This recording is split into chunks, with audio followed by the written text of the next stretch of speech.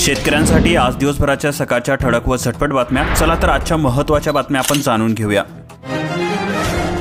लाडक्या बहिणींना मोठा धक्का बसणार आहे, कारण योजनेतील त्रुटी काढण्यात येणार आहे। लाडकी बहीण योजनेसंदर्भामध्ये अजित पवार यांचे प्रतिपादन। काय बदल होणार आहेत बघा। इन्कम टॅक्स भरणाऱ्या पगार घेणाऱ्या महिलांसाठी मुख्यमंत्री लाडकी बहीण योजना नाही, ज्यांचे वार्षिक उत्पन्न 2.5 लाखांच्या आत आहे, ज्या खऱ्या गरजू महिला आहेत त्यांच्यासाठीच ती योजना आहे आणि त्यांनाच या योजनेचा लाभ मिळणार आहे। त्यामुळे या योजनेतील त्रुटी लवकरच दूर केल्या जाणार असल्याची माहिती उपमुख्यमंत्री अजित पवार यांनी दिली।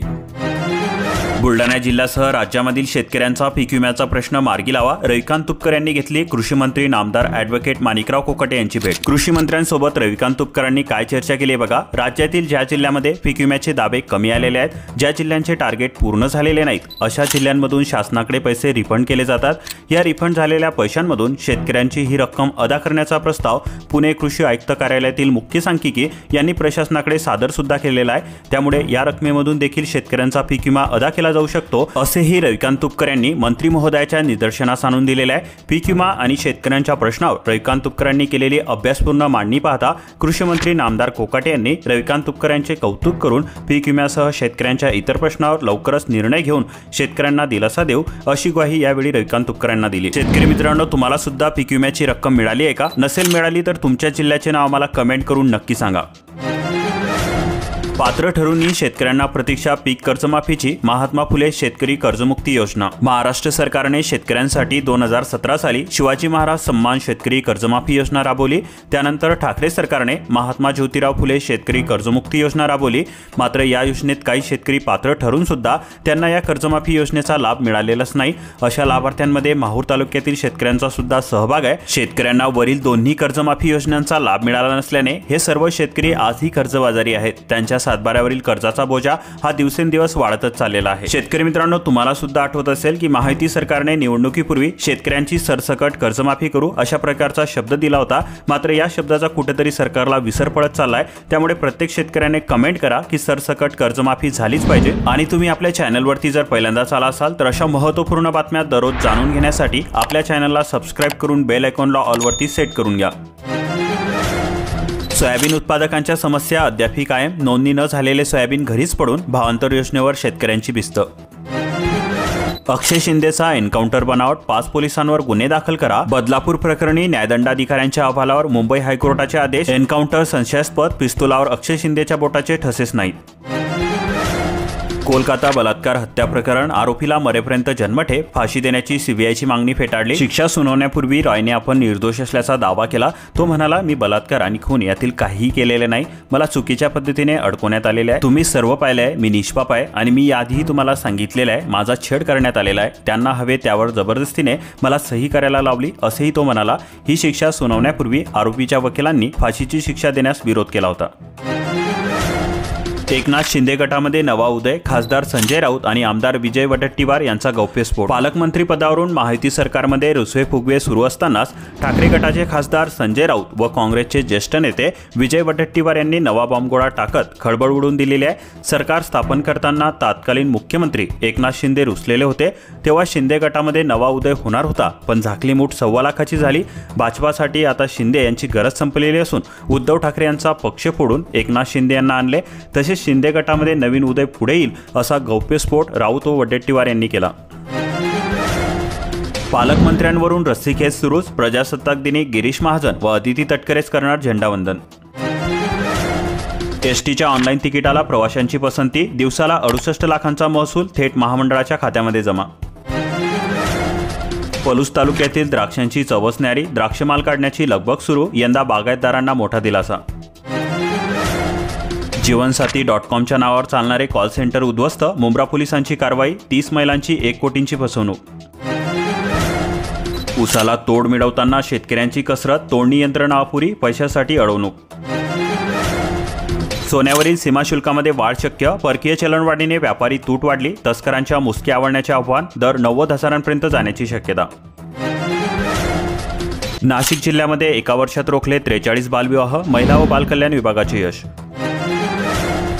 सिंचन विहिरीच्या पाण्याने शेती होणार हिरवीगार, रोहे अंतर्गत अनुदान हवे तेव्हा देता येणार शेतीला पाणी। त्याचबरोबर विहीर बांधून झाल्यानंतर शासनाकडून सौर कृषी पंपासाठी अनुदान दिले जाते, त्यामुळे आता विहिरीतील पाण्याचा उपसा करण्यासाठी विजेची गरज भासत नाही। दिवसापूर्ण शक्तीनिशी सौर कृषी पंप काम करतो, त्यामुळे 2 ते 3 एकर जमीन सिंचित होते। शेतकरी उत्पादक कंपन्यांमधील वारस सभासद नोंदणी अडचणीमध्ये दाखला देताना कृषी अधिकाऱ्यांसमोर पेच।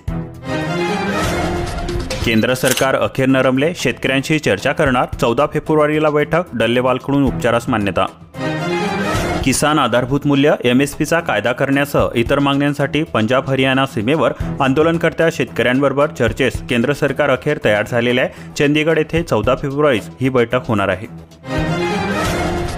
इथेनॉलसाठी लागणाऱ्या तांदळाच्या किमतीमध्ये घट, 2800 वरून 2250 रुपये प्रति क्विंटल दराने होणार खरेदी। केंद्राकडून 10 लाख टन साखर निर्यातीस परवानगी, महाराष्ट्राला 4.25 लाखाचा कोटा तर उत्तर प्रदेशला 2,74,000 टन कोटा प्राप्त। 41 कोटींच्या 442 कामांचा मार्ग मोकळा, मागासवर्गीय वस्ती विकास निधी, अकोला जिल्हा परिषदेची प्रशासकीय मान्यता। सौर कृषी वाहिनी योजनेमुळे दिवसा वीज पुरवठा शक्य, महावितरणकडून जिल्हा प्रशासनाचे आभार, योजनेला गती मिळण्यासाठी विशेष प्रयत्न। खते दरवाढीची टांगती तलवार, शेतमालाचे दर मात्र जैसे थे, बळीराजासमोर समस्यांचा डोंगर, चहूबाजूने होते कोंडी। शिक्षक भरतीचा दुसरा टप्पा सुरू, स्थानिक स्वराज्य संस्था, खासगी व्यवस्थापनाच्या शाळांचा समावेश। जनआक्रोश मोर्चा, सोमनाथ सूर्यवंशी यांच्या कुटुंबियांना न्याय द्या, तसेच संतोष देशमुख यांच्या मारेकऱ्यांना फाशीची शिक्षा द्या। आवास योजनेचे अनुदान वाढेना, बांधकाम साहित्याच्या किमतीमध्ये वाढ, बांधकाम साहित्याच्या किमती गगनाला भिडल्या। विद्यार्थी तसेच पालकांना गणवेशाची प्रतीक्षा, पहिला गणवेश मिळाला, 26 जानेवारीपर्यंत वितरित करण्याचे नियोजन। करपट्टी थकली, 6.57 कोटींचा कर बाकी, ग्रामपंचायतची 61% करवसुली, करवसुलीसाठी विशेष मोहीम, ग्रामपंचायत क्षेत्रामध्ये घरोघरी धडकणार कर्मचाऱ्यांचे पथक। कापसाची वेचणी अडचणीत, मजूर मिळेना, शेतकऱ्यांची पंचायत, नुकसानामध्ये पडते भर, मजुरांच्या स्थलांतरणामुळे संकटामध्ये वाढ। इंधन दरामध्ये घसरण, वाहन चालकांना दिलासा, जानेवारी 2024च्या तुलनेमध्ये पेट्रोल 2 तर डिझेल 1 रुपयांनी स्वस्त। आठवडाभरामध्ये सोन्याच्या दरात 1100 रुपयांची वाढ, वर्षाच्या पहिल्या दिवसापासूनच भावात वाढ। सराफ बाजारात सोन्याला मागणी डिसेंबर महिन्या इतकीच असून भाव मात्र वाढलेले आहे, तर चांदीचे दर सुद्धा वाढलेले आहेत। किलोला 92,000चा भाव चांदीला सोमवारी मिळत होता, तर GST सह सोन्याचे दर 82,194 रुपये असे होते। उमराणेमध्ये लाल कांद्याच्या दरात 300 रुपयांची तेजी, देशभरामध्ये अवकेत घट झाल्याने मागणीमध्ये वाढ। हवामान बदलामुळे शेती व्यवसाय धोक्यामध्ये, रासायनिक खते औषधांचे दर वाढल्याने आर्थिक फटका, वाढीव दर कमी व्हावे शेतकऱ्यांची मागणी। देशी विदेशीने झिंगवले, वाईन बारला मागे पाडले, देशी दारूची 9% तर विदेशीची 14% वाढली विक्री। स्वयंपाकीची उसनवारी वाढली, मानधन रखडले, शिक्षण विभागाने लक्ष देण्याची मागणी। गेल्या 3 महिन्यांपासून खिचडी शिजवण्याचे मानधन रखडून पडलेले आहे, यासाठी वेळोवेळी शाळांच्या मुख्याध्यापकांना सांगावे लागत आहे। मिळणाऱ्या मानधनाच्या भरोशावर शेजाऱ्यांकडून उसनवारी करावी लागत असल्याची माहिती महिलांनी सांगितली आहे। डुकराच्या धुमाकूळाने केळीच्या घडांचे नुकसान, शेतकरी राजा मेटाकुटीला वन विभागाचे दुर्लक्ष। वर्षभरापासून ठिबकचे अनुदान रखडले, प्रतिथेंब अधिक पीक योजनेअंतर्गत केले होते अर्ज। कृषी विभागाकडून मंजुरी मिळाल्यानंतर शासनही वेळेवर अनुदान देईल या आशेवरती शेतकऱ्यांनी ठिबक तसेच तुषार सिंचन खरेदी केले, मात्र शेतकऱ्यांना कृषी कार्यालयाच्या चक्रा माराव्या लागत आहेत। शासनाने अनुदान वेळेवर देणे गरजेचे आहे, अशा प्रकारची मागणी शेतकरी वर्गामधून केली जात आहे। लाडकी बहीण नको ग बाई, अर्ज मागे घेण्यास सुरुवात, योजनेमधील लाभार्थ्यांच्या अर्जाची होणार छाननी। वडोद तांगडा परिसरामधील रब्बी पिके धोक्यामध्ये, उत्पादनात घट होण्याची शक्यता, पांढऱ्या धुक्यामुळे पिकांना फटका, शेतकरी संकटामध्ये। लातूर जिल्ह्यामध्ये 3000 लाडक्या लेकी, मुलींच्या जन्मांचे स्वागत, शिक्षणालाही चालना, लेक लाडकी योजनेमध्ये मुलींना काय सुविधा मिळतात बघा। मुलीच्या जन्मानंतर 5000 रुपये, पहिलीत गेल्यानंतर 6000, 6वीमध्ये असताना 7000, 11वीमध्ये गेल्यानंतर 8000 रुपये, तर मुलीचे वय 18 वर्ष पूर्ण झाल्यानंतर 75,000 रुपये दिले जाणार आहेत। एकूण 1,01,000 रुपयांचे अनुदान मिळत असते। मांजरा पट्ट्यामध्ये ऊस लागवडीची लगबग, पुढच्या हंगामामध्ये साखर कारखान्यांना सुगीचे दिवस येणार। आता सोयाबीन खरेदी करताना होणार गोची, दिवसाकाठी 1,500 शेतकऱ्यांचे सोयाबीन खरेदी करावे लागणार। मातीचे आरोग्य जपा आणि पिकांचे भरघोस उत्पन्न घ्या. शेणखत सर्वात उत्तम. हिरवळीच्या खतांचा वापर गरजेचा. महागाईमुळे शेतकऱ्यांचे आर्थिक गणित कोलमडले. शेतकऱ्यांचा शेती व्यवसायाला मोडकळीस. खतांचे भाव वाढण्याचे सरकारकडून संकेत.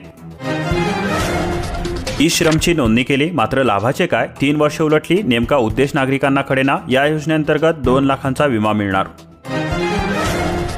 अशाच प्रकारच्या महत्त्वपूर्ण बातम्या दररोज जाणून घेण्यासाठी आपल्या चॅनलला सबस्क्राईब करून बेल आयकॉनला ऑलवरती सेट करून घ्या आणि हा व्हिडिओ तुमच्याजवळील शेतकरी मित्रांपर्यंत जास्तीत जास्त शेअर करा. भेटूया नवीन व्हिडिओमध्ये. तोपर्यंत जय हिंद, जय महाराष्ट्र.